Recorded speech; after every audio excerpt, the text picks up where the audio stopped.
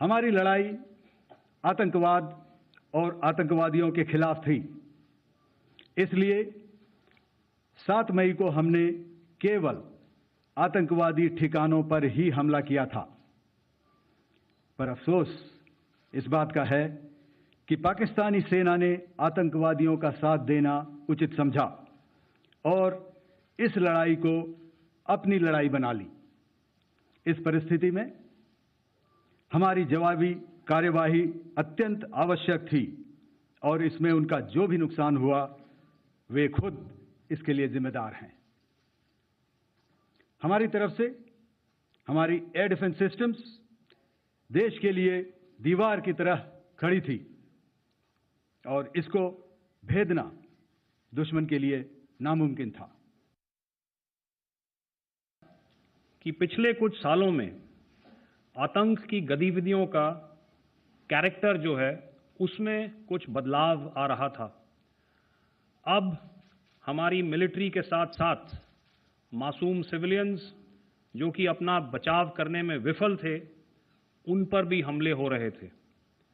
2024 में जम्मू सेक्टर में शिवखोरी मंदिर को जाते हुए यात्री और इस साल अप्रैल में पहलगाम में मासूम पर्यटक इस खतरनाक ट्रेंड के विशेष उदाहरण हैं। पहलगाम तक पाप का ये घड़ा भर चुका था।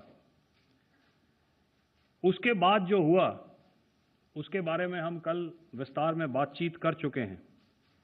क्योंकि आतंकियों पर हमारे सटीक हमले लाइन ऑफ कंट्रोल और इंटरनेशनल बाउंड्री को पार करे बिना किए गए थे, हमें पूरा अंदेशा था कि पाकिस्तान का वार भी बॉर्डर के उस पार से ही होगा।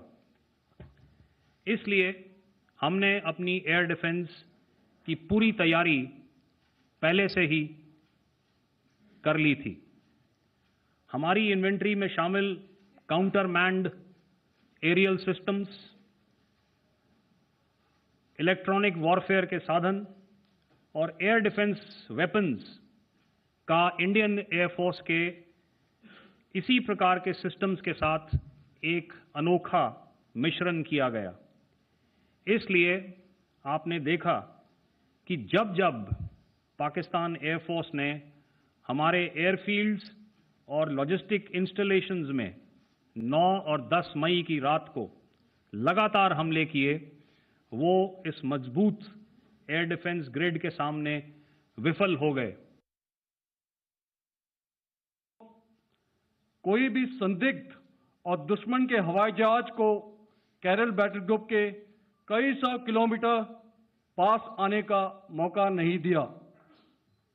Over the past few years, and most importantly, immediately after the cowardly incident by Pakistani-sponsored terrorist attack at Pahalgam, we had validated our anti-missile and anti-aircraft defense capability in a complex threat environment using cross-platform cooperative mechanism. Our powerful carrier battle group with formidable offensive capability was able to operate with impunity and maintained an uncontested presence in the area of operations.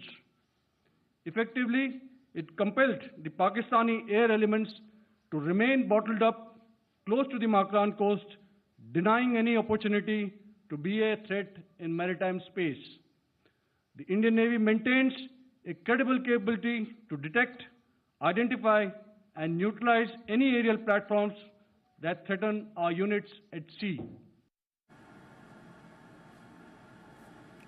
और हमारे साथ हमारे सहयोगी अनुवेश रथ है, उनसे और ज्यादा जानकारी लेते हैं। अनुवेश, लगातार दूसरे दिन डीजीएमओस की तरफ ये प्रेस ब्रीफिंग की गई है जिससे पत्रकारों के भी सवाल लिए गए और कई सवाल जो देश के मन में भी, लोगों के मन में भी थी, उनका भी जितना हमें आंसर सेना आंसर दे सकती थी उसका आंसर दिया गया है।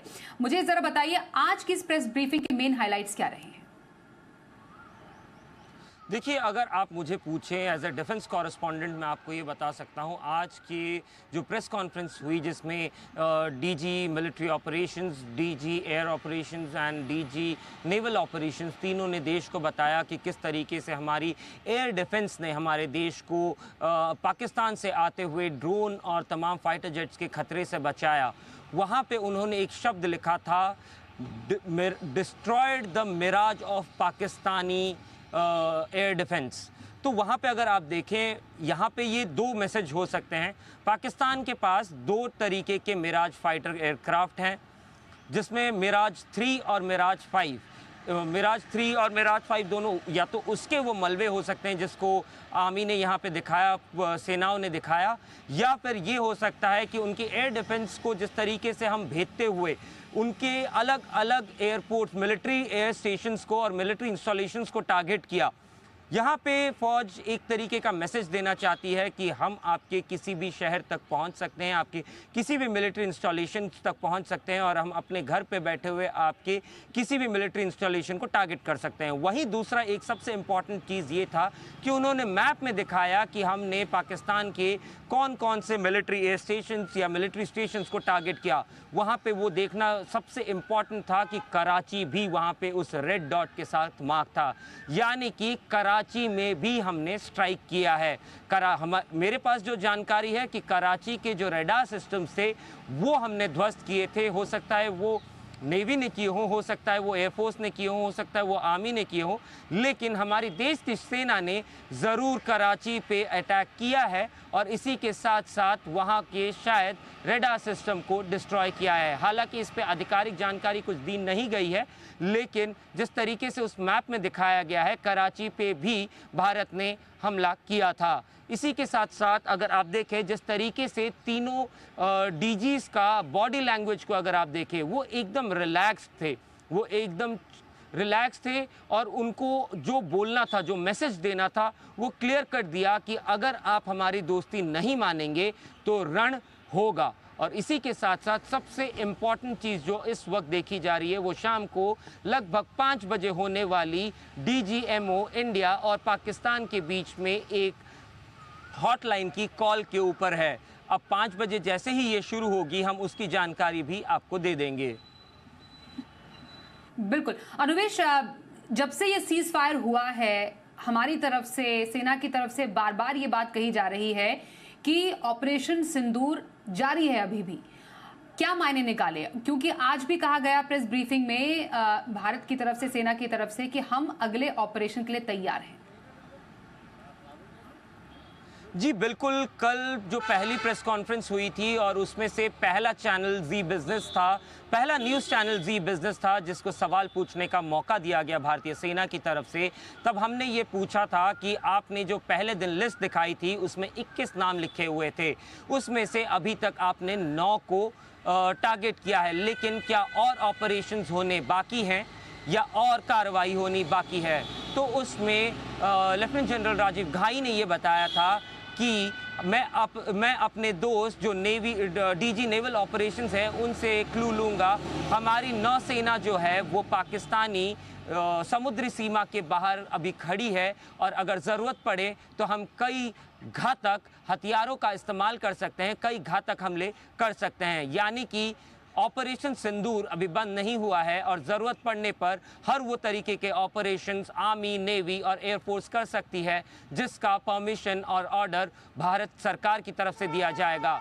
वहीं पे कल एक ट्वीट एक्स पे भारतीय थल सेना की तरफ से आया था, जिसमें आप देखेंगे आर्मी चीफ एक रिव्यू कर रहे थे सिक्योरिटी प्रिपेयरनेस की, और उसी रिव्यू के दौरान उन्होंने अपने सारे कोर कमांडर्स को ये आदेश दिया है कि आपके पास पूरी खुली छूट है कि जिस भी तरीके से पाकिस्तान अगर आप पे अटैक या इम्पैक्ट करने की कोशिश करता है, आप उसका रिटेलिएशन उसी तरीके से दे सकते हैं।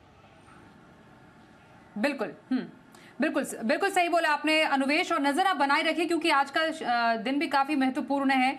प्रेस ब्रीफिंग तो हो चुकी है, लेकिन भारत पाक DGMOs की बातचीत जैसा आपने बताया शाम 5 बजे हो सकती है, उस पर नजर बनाए रखिए। अपडेट हम आपसे आगे भी लेते रहेंगे। फिलहाल इस अपडेट के लिए थैंक यू।